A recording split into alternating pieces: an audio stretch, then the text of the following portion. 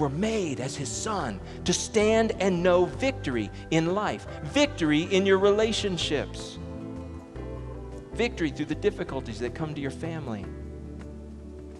But there's a path that we must follow that leads us to that kind of success, that leads us to that kind of victory. Wayman and Susan's message spoke to my heart because it showed the practical process, the roadmap, the steps that they took to do the possible in what seemed like an impossible relationship. And through that, we were able to see how God worked in their relationship and how he brought them through and out the other side. And that was a real encouragement to me to see that there are practical steps we can take as we trust God in the process.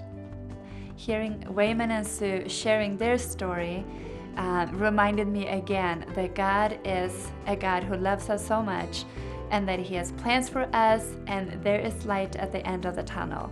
I really want to know the path that I can stand on and be rooted on, so my anxieties and my desires, my needs are not my master. You are. You're Lord of them, and you lead me through them so I don't harm anybody else. I think one of the chief things that I came away with listening to Wayman and Susan was bringing back into full view this whole idea that love never fails, and that this promise of God can only be true if we understand God's love for us in a much deeper way. And as our mind becomes rooted in Christ, and he is Lord of our desires and our needs, then we begin to experience a life, a body filled with patience. And peace is the fruit of patience. You cannot help but leave the seminar without the challenge of not only showing love to those that surround you, but to showing love to those people who are, by the world's standards, unlovable. And you walk out with a whole new set of tools on how to be Christ's hands and feet. And that's an amazing experience as well. Well, love is patient. Love is kind. We go from patience, discovering a sound mind in Jesus, now to kindness. Patience is where we battle for our mind. Love is battling for our mind. Kindness now is discovering a person's true need and meeting that need. This is where God now begins to deal with our hearts as his sons and daughters. Patience, he's dealing with our mind. Kindness, now he's dealing with our heart. And this battle is fought in your heart. God is wanting now to be rooted and established within your heart. Spiritual life is real, and you can impart it into natural, ordinary things with your intention. That's the power of kindness. When I first heard of LoveWorks seminar, the first thing that popped into my mind was that it was going to be a marriage seminar.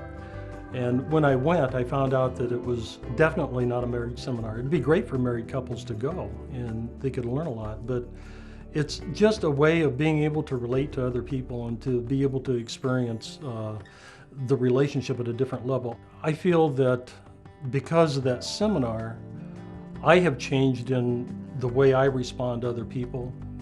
I have experienced relationships that I don't think I would have ever experienced without going to the seminar.